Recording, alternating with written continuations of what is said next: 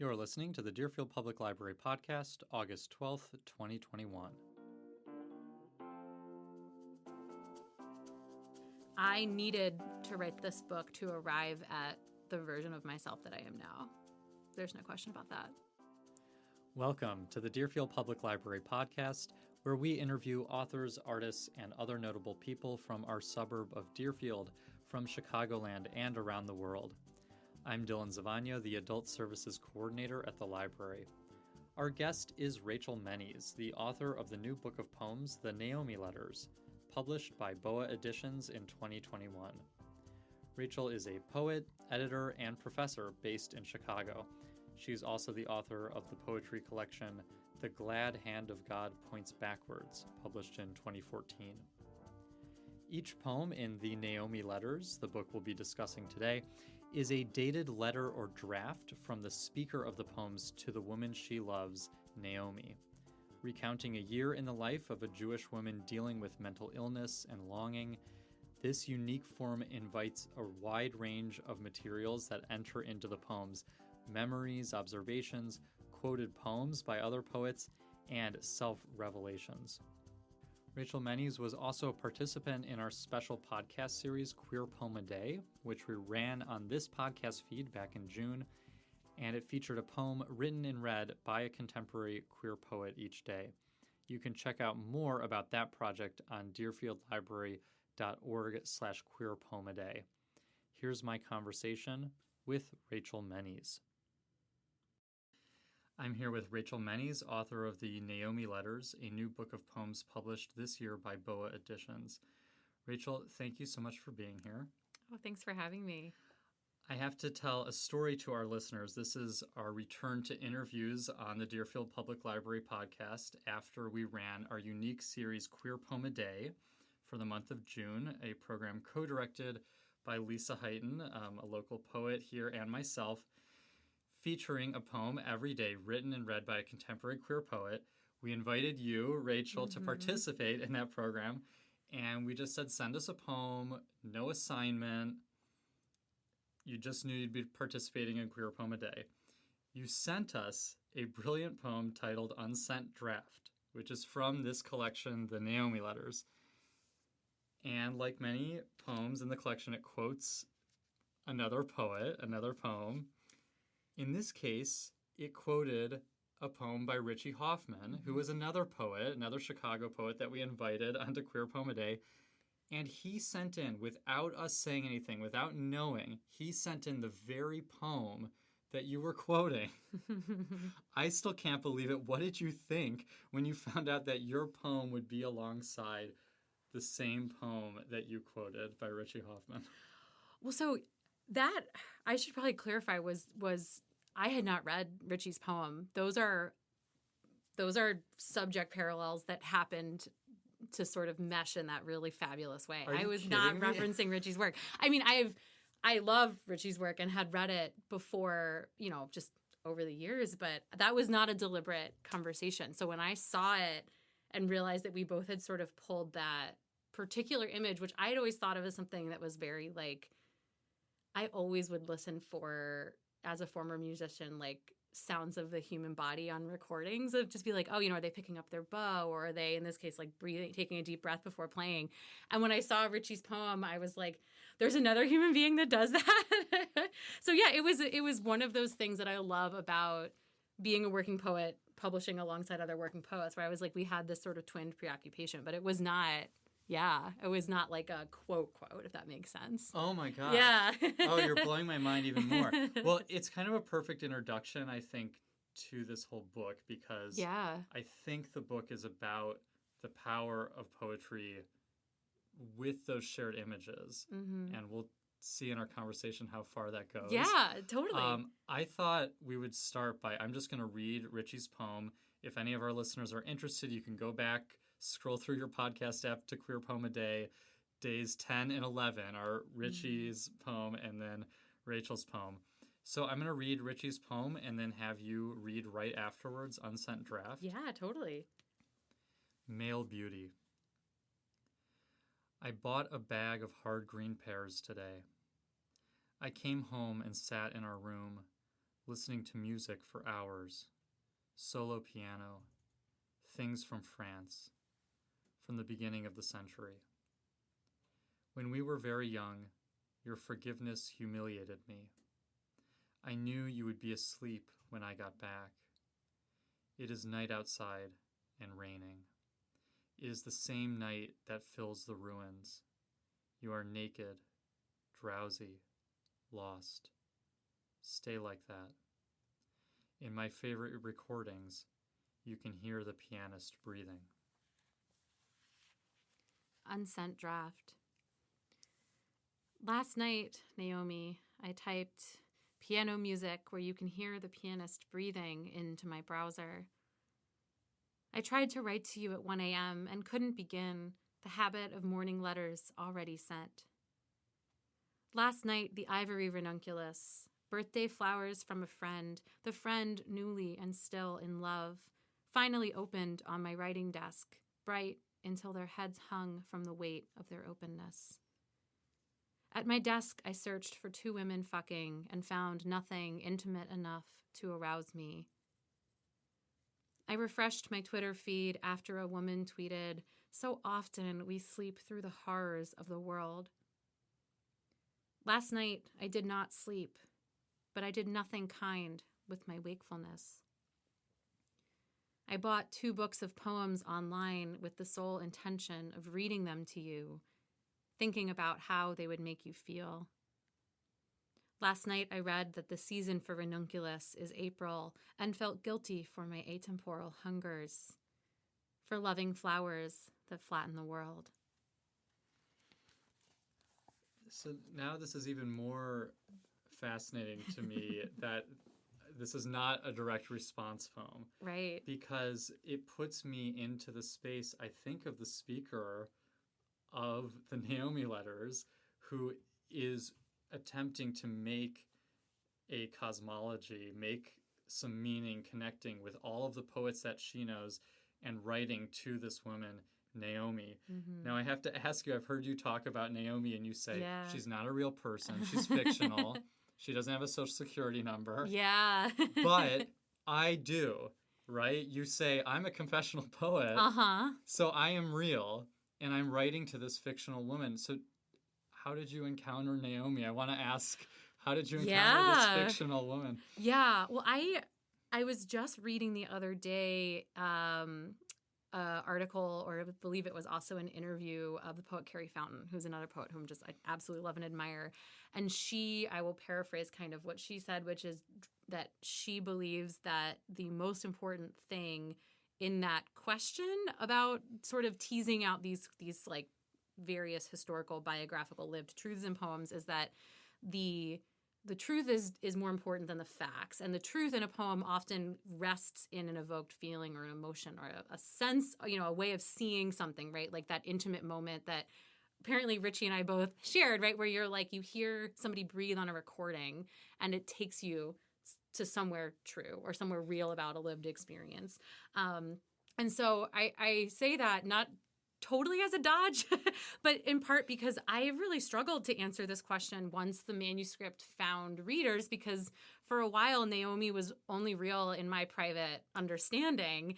And she is, I would kind of probably best describe her as a sort of composite, imaginary, real person. I understand that that's a paradoxical answer.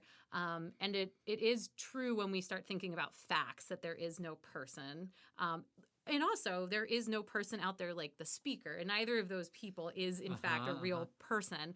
But the things that the speaker says to Naomi are true in their like resonant sense and in their deep interiority in particular. The things that when I wrote that poem, in fact, that one in particular, I had a bouquet of ranunculus on my desk. I was, when I was working on this book, picking up books from my bookshelf to try to get started and kind of jog my brain.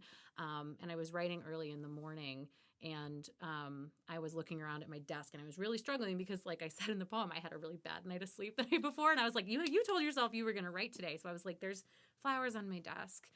There's your Twitter feed. There's this deep longing that you're feeling for connection, and you're trying to get that down in a draft. And Naomi is this sort of like real way to get at those truths. But you are correct that this is not a biography, an autobiography. And the Naomi in this book is a fiction. Yeah. Yeah. It's amazing because I think readers, particularly of poetry, they say that they want to identify with the speaker, right? Like, I want to know if this is true or not. Is it autobiographical? But I almost think what they're really asking, and what this book exposes, is, can poetry do something to me? Can a fictional woman, can writing to a fictional woman change my life the same way that a real woman could? Yeah. And for me, it did. I think I needed to write this book to arrive at the version of myself that I am now. There's no question about that. So thank you to her, whoever she may be. I mean, that's a startling thing to say. Yeah. Let's hear another poem. Yeah. I would love to hear July 16th, 2016. We should say all of the poems are dated as if they are letters. July 16th, 2016. In school, the rabbi offered me the word spirit when I asked, should I already hate my body this much? Spirit is a woman who cannot leave a woman. Spirit has weights in her feet that keep her in her body. Later, the rabbi said, you've asked enough questions for today. Naomi, I write to you at 30. I carry around this muscular bag. Shouldn't each spirit eventually accept her body? I used to grab my inner thighs between my hands and clamp down until the spirit screamed. I would study my bruising skin for clues. Today, I imagine spirit like a woman asleep in a pile of bones. I imagine love like gnawing. I wanted a body equally like and unlike my own and never found her. Do I wear my grief more like a suit or a skirt? My hands shake at the buttons. They struggle with the wire hook and eye. When I was a child, the doctor called my hands dainty. He told my mother I had piano fingers, ones that could span an octave or cover an entire face in its grip, palm to mouth. If nobody has died, why do I grieve? How do I dress the body I will not meet? How do I dress the body I cannot love? We Jews adorn even the mirror when we mourn. The men and the women wear black for a week, keen from the waist in the widow's living room. We become indistinguishable for 7 nights. When I close my eyes in the dark, my hands grow to the size of your back. I open my fingers in the silent bed, fill the warming space between your shoulder blades. When I close my eyes, Naomi, your body remains covered in light. I wanted you to read that for several reasons, but I think it introduces a few of the themes that I want to talk about. The people being indistinguishable at night is something I want to return to, but I have to ask more about Naomi and just the name Naomi, because of course with the Jewish tradition, my mind went right to Naomi from the Book of Ruth. And it's not addressed directly, but I kept hearing the resonance of, Naomi's sons die, right? And Orpah and Ruth are deciding whether or not they're going to stay. Orpah leaves tearfully. And Ruth says to Naomi, I have a translation here, don't urge me to leave you or to turn back from you. Where you go, I will go. Where you stay, I will stay. Your people will be my people, and your God, my God. Where you die, I will die, and there I will be buried. We don't have a lot of instances like this of that expression of solidarity and love, especially non-heterosexually, right, in our tradition. Were you thinking about that? when you titled her Naomi? I wish I could say, like, yes, totally, and, like, claim all of the incredible. That quote in particular is, there's so much good shit in that book, in the Torah. That was not, I would not say that it's fair to call that a deliberate, that I was sort of recalling Naomi as a stand-in for the biblical Naomi. I will say that I have always been drawn to the Torah and to in particular, the relationships that are between people in the Torah versus the person and God as like being a source of material. And when I was working on this book, and I should note, and I would love to talk about this more, that this project did not begin as what it is now, as a collection of letters. And I was sort of driving with the low beams on for a while when I was writing these drafts. And Naomi, I could start to see that the person to whom I was writing was someone kind of like the line from the poem, both like and unlike myself. And in particular, it became important to me as the book progresses through some of the Jewish holidays mentioned in the book and some of the tensions that arise between like spirituality and desire, that this person kind of needed to be in group in a way, in order to sort of, if you're writing letters between two people and you mention something like Yamim Noraim, the high holidays, or you mention the traditions of sitting Shiva, like this poem covers, you would have to do a lot more explication if you were writing to somebody that was not of the same, that was not also Jewish. And so I started thinking, as this project became a little bit more legible to me as a project, about who this woman needs to be and who she is. And so I was thinking about Jewish names that I loved, and Naomi was the one that came up. And Ruth was another, but I thought there would be, my name being Rachel, I was like, I just don't know. There may be too much touching on the closeness of those just literal names. And I just sort of settled on Naomi, but I love what you just read. And I actually, the tattoo that I have, which is go forth, Lech Lecha in Hebrew, is very much connected to that idea of like, there are so many beautiful, like, high-risk journeys in the Torah and leaps of, I guess what you could call leaps of faith or leaps of uncertainty, which is a core of the book.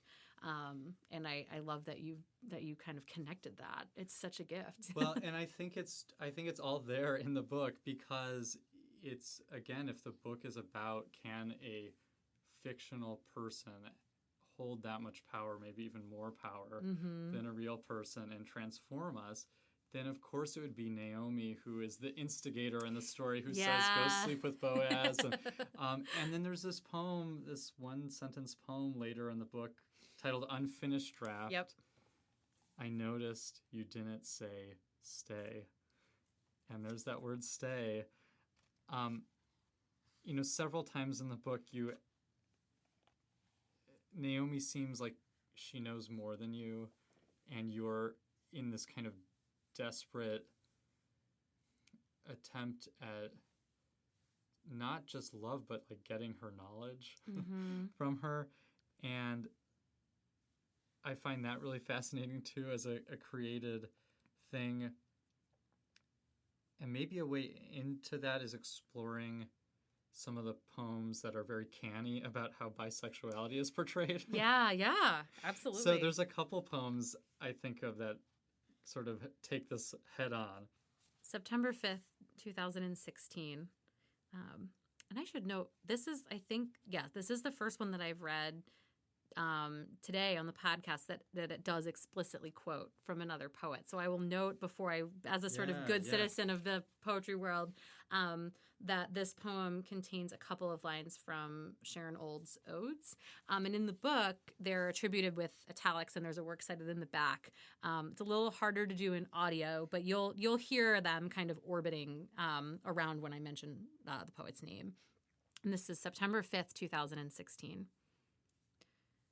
I want to read you a poem.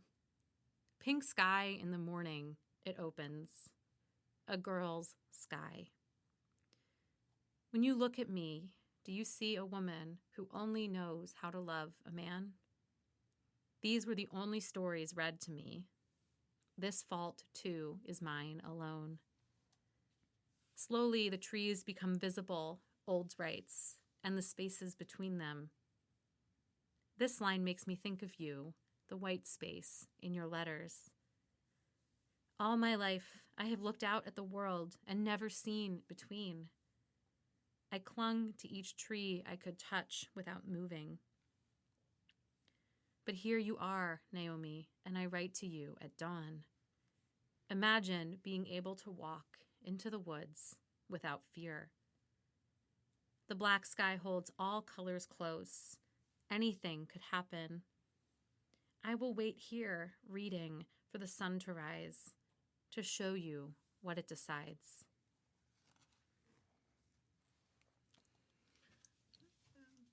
Tell me about walking into the dark here with poetry.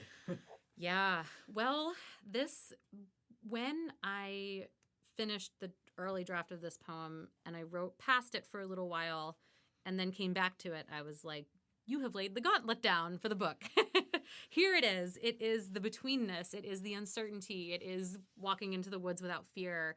And I am somebody whose brain tends deeply and perhaps pathologically to crave certainty, to crave absolute understanding, to not be in between spaces, doubt-filled spaces, uncertainty-filled spaces, risk-filled spaces. I am somebody with an anxiety disorder. I am somebody who likes having both of her feet on the ground, not just literally, but also in situations of deep unknowing. And when I finally got this poem down, I was like, but look at what you miss when you don't look head on at the dark and when you don't go into the woods and when you are willing to own the things in your own life that at this point in the writing of the poem, and the date is, I mean, it's not exact. There was a little shuffling around and we can talk about that. But not every poem was written whole on the day that it's dated in the book, but they definitely are close. And at this point in my life, I was just starting to say out loud, like, I'm not straight.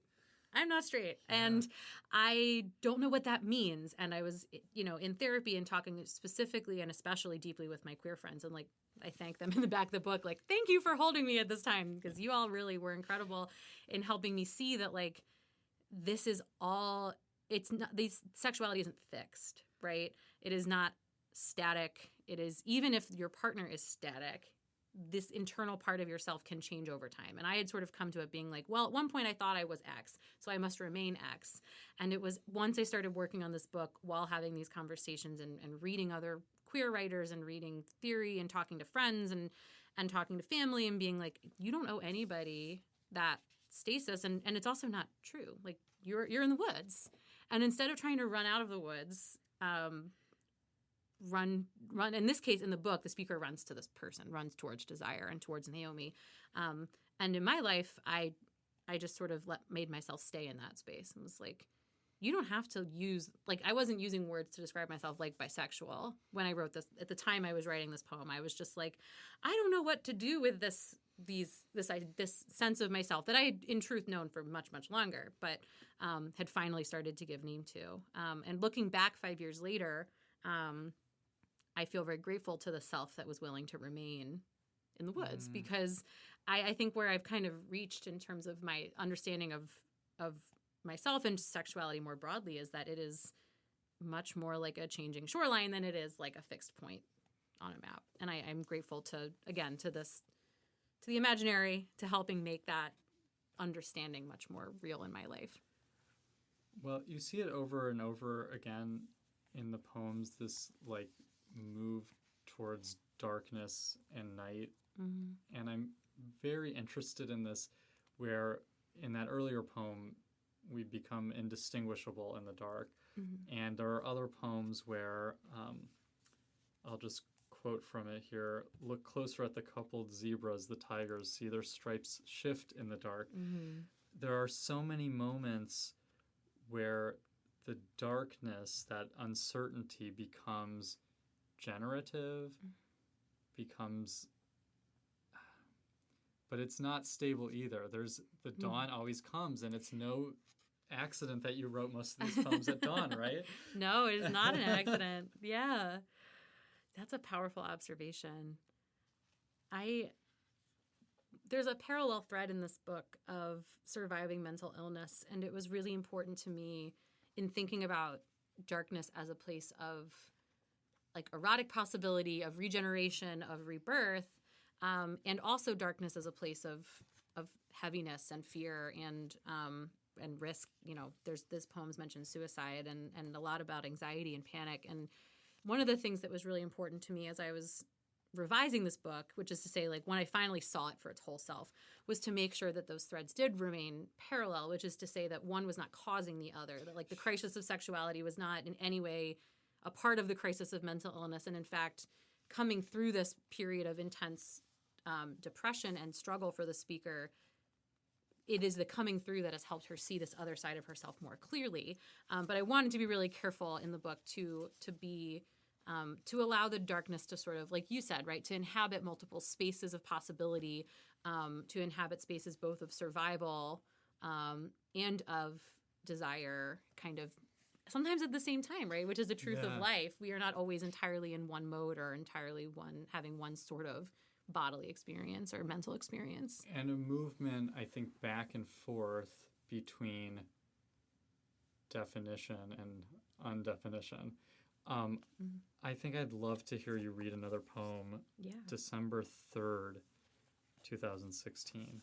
Yes. And I will do the teacherly thing again and mention that there are a couple lines in here from Maggie Nelson's Bluets, which is just, it is the book. December 3rd, 2016. Everything inside of me has changed, and everything outside of me has changed. The first time this happened, I was too young to understand it, Naomi. My body experienced both longing and worry like a series of small electrocutions. Unsleeping, I read my mother's books all night, a light clipped to my head, the sort a miner might wear or a surgeon. Today, I search for language in the dark, textless, until the morning when I write to you again.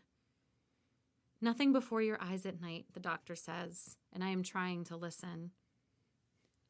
When Maggie Nelson teaches, she scans the room for a face that also shows signs of being worried. For this, I return again and again to the mirror. Here, the gate swings open between everything inside of me and everything outside of me. Nelson writes, "We cannot read the darkness. We cannot read it." A lesson nobody told the child with the lamp on her head. A lesson learned too late to become useful.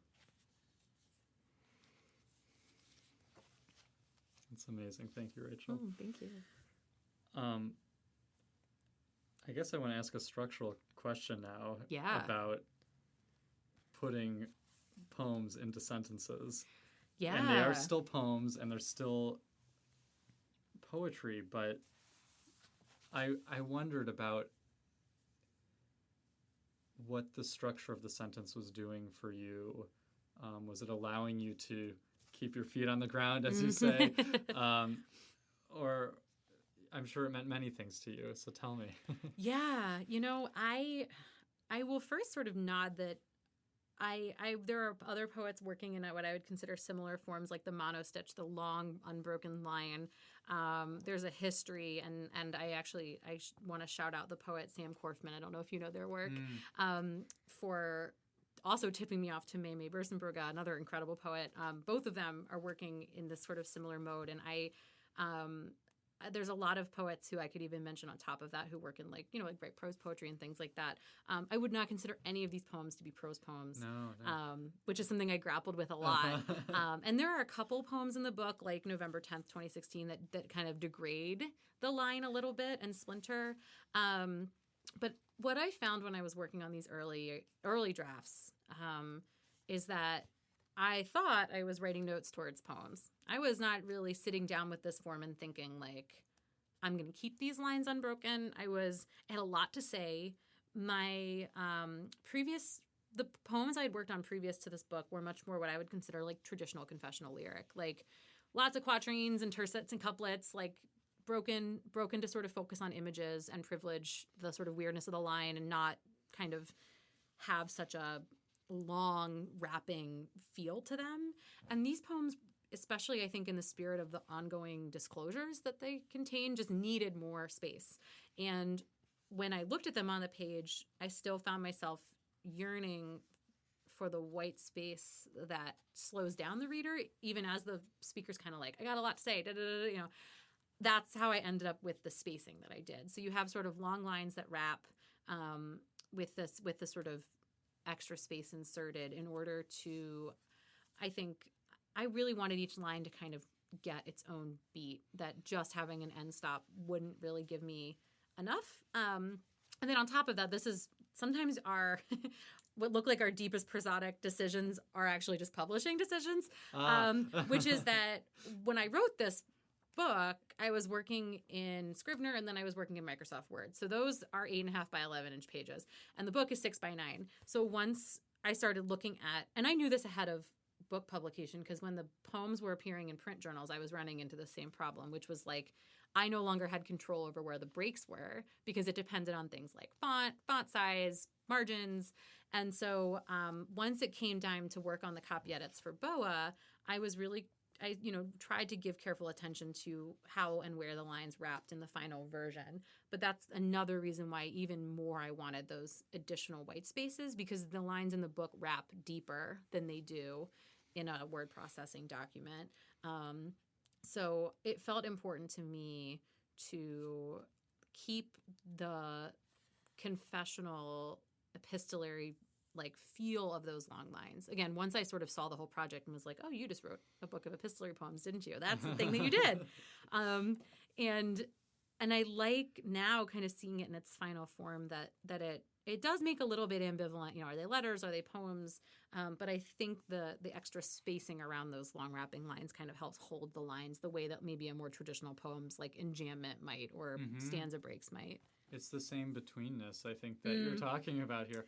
Love a good theme. I do. Let's hear another poem that I think is about these kind of formal questions. I'm thinking of October 6th, 2016. Oh, sure. Yeah. October 6th, 2016. I told someone about you, Naomi. She asked me, are you writing her love letters? The rest of my mail, bills, coupons, catalogs, the sweaters I buy online. I answered my friend, I don't know what to call them. I gave her a piece of truth as the whole, the simplest kind of lie. This morning, I thought of Petrarch and Laura, whose love I first studied in college. My Italian professor told us, all women students, he saw her once by a fountain in the year 1327, and he loved her forever, but she refused him. We sat in a circle around him, our notebooks open. At the time, I thought the sonnet a powerful gift, that a man's desire for a woman gave us a pattern to call love. Today, if I write a sonnet, it is always Petrarch's. How the poem's turn arrives in its midlife, not its end. I struggled in my younger days with a keen but constant and pure attachment, Petrarch wrote in a letter. My youth was gone before I realized it. Perhaps love is not a moment's urge, but instead a formal overlay. How the poem turns in your hands while I wait. I think I want to be honest with you that I am skeptical of the power of poetry, of artifice, of this fictional woman. I keep returning to find it. I'm going to keep reading new works like yours to try for a moment to convince myself of that. But it is an open question for me still. And I think I see you wrestling with that too here. Am I onto something? I'm not totally sure what you mean by what you're skeptical of. I'm curious I want to hear more. Transforming this unrequited love or disappointment into art that lasts. I think often we talk about that as a kind of worthy consolation. And I'm not sure that it is. Yeah. Well, in this case, and I mentioned the Italian professor in here, I think, one of the things I was thinking about when I was working on this poem is why do certain texts last, right? Or certain mythos about, in this case, I remember hearing this about Petrarch when I was in school. That is a real anecdote. And a lot of it is structural, right? That like a bunch of white dudes have been talking about Petrarch for a really long time. Just this is an aside, but it is true that Petrarch is actually the only man quoted in this book. Unless you count the professor, then you get two. Or like there's the ex-lover in the other poem. But in terms of like texts that are cited in the back, Petrarch's the only guy. And I mention that because part of what lasts as art is about power. It's not about the beauty of the love story. It is about who decides what's worthy of reading. And that, to me, and even that's true of poetic forms, right? We know that the sonnet in Western literature belongs to primarily two men, Shakespeare and Petrarch. I remember encanting that when I was learning as a writer that the Shakespearean sonnet has this shape and the Petrarchan sonnet has that shape. And I've always loved the form. And I also, ironically, there are no sonnets in this book except for this discussion of the sonnet.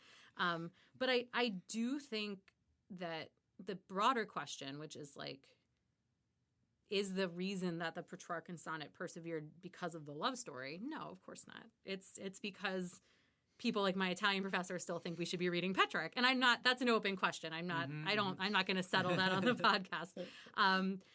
But like the shape of the canon is not made out of the power of the story. It's about access and about what we've decided people should be reading. What I was preoccupied with in the poem in particular was that the story we got is that it was this private love, and in particular, like you mentioned, unrequited love, that gave us this form. I have no idea if we can like prove that. And in this book, one of the things I wanted to sort of write through to the end was that the book is ultimately not a referendum on the success or failure of the relationship, like the power of the love story, but rather what the speaker is left with in her self-understanding as she's come out of the relationship and finally left her deep interior life and stepped out into the world. Yeah. I think that leads us into, if you would, read the last poem in the book, which I found quite remarkable in drawing together all these themes. And it takes place, it's subtle, you almost miss it, that it takes place a year later. Yeah, I will mention this one. The one thing I want to mention is there's a reference to the grandfather's funeral and a reference to a line in a previous poem in the book that when I mentioned the one who wept once in his life, just once, that comes from a previous poem in the book.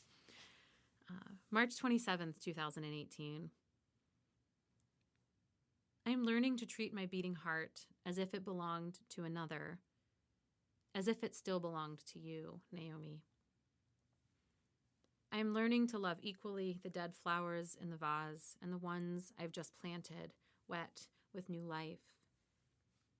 The dress I wore to my grandfather's funeral, the one who wept once in his life, just once, now wrinkles in a drawer. Everything inside of me has changed, and everything outside of me has changed. I just returned from a week in Boston. My sister and I stood in front of Escher at the Museum of Fine Arts and counted each incremental tessellation. I imagined my hands tracing the woodcut shapes of the Metamorphosis too, as if touch could solve this puzzle of loving the space between a thing and a thing. I hovered my thumbs over a half geometry, half animal grade in its remaking. A rounding cube, an unfeathering dove. Here the print, like our love, both begins and ends with a word, which means the word will remain in each shape's body forever. The wasp turned to water, the turret turned to rook. The woman you turned to light, to shadow, and back at last, to light. I barely even know what to say. I'm so obsessed with that poem. Oh, I love that. The woman who turned to light to shadow and back is the speaker, right? Am I reading that correctly? Yes, that is sort of the way that I imagine it, is that this has been a book of, like, the metamorphosis, right? That what to me is most interesting about those woodcuttings is not when they're fully one thing but fully another, but they're in that in between space. So that's sort of a tribute at the end to that, the movement back between, and so much of it, because it's black and white, is done with is light and shadow. So that's as probably close to I get to ekphrastic in the book. But yes, that is kind of how I see it cinching together. Well, it's so elemental. I mean, in so many of the poems we've read, that Maggie Nelson line, you need the light to be able to read at all. Yeah. So as much as you want to stay in that darkness, you have to have a record of coming out of it. Mm-hmm. And that is what you've given us in this book. Mm. And I just can't recommend it enough. Rachel, thank you so much for being here. Thank you for having me. Is there anything else that you would like to say about this wonderful project? Oh my goodness. The one thing I will say, because it is a question I get a lot, and I did kind of start poking it in a couple of my comments, is that when I was working on this book, like the very first time, which is to say like one poem at a time in the time period that the poems are roughly dated, the dates were like placeholders, because later I was going to come back and title them, and for a while there were poems that had titles, and then I came back and sort of said, you know what, this is a record, and the dates need to stay. And it was, for me, it felt pretty ambitious for myself, because I've never written a book like this. I'm not sure I'll ever write a book like it again. But people have often asked me, like, did you write every poem on the date that's on there? And I was like, well, no, in that, like, nobody sits down and writes a complete, like the first letter that I wrote is the first letter in this book. Poem 2. I wish somebody give me a book like that. I'm ready. Like, yes. Whoever sends me ideas, I will happily take that one and just scribe it. But I did ultimately end up keeping it very close to the order that, the dates do sort of form a real record of the time that the book was written, which is something that I do cherish about it, kind of all this time later, looking at it, holding it in my hands as a bound object, that it's like it has this mark in it, like that is a sort of, again, maybe also like a pushing of the, like, confessional piece a little bit. Like, there's a very real timestamp on these poems, and yet they are also sort of they're the truth, and then they're the story around the truth at the same time, I would say. But I think that's probably it. Yeah. Yeah. It's amazing. I mean, I think in my reading, it's that the dates, the sentences allow you to say something as elemental as light at the end, because you're grounding it enough that you can fly off at the end there.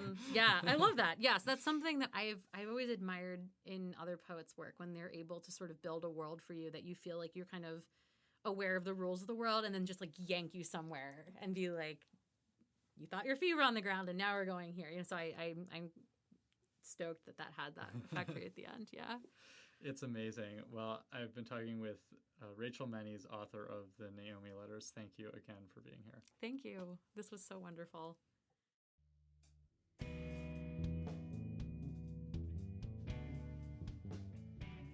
You can find out more about Rachel Mennies at rachelmennies.com. You can check out the Naomi Letters by Rachel Mennies here at the Deerfield Public Library, or check your local library or bookstore. And a reminder to check out Queer Poem a Day, my project with poet Lisa Heighton, here on this podcast feed or at deerfieldlibrary.org/queerpoemaday.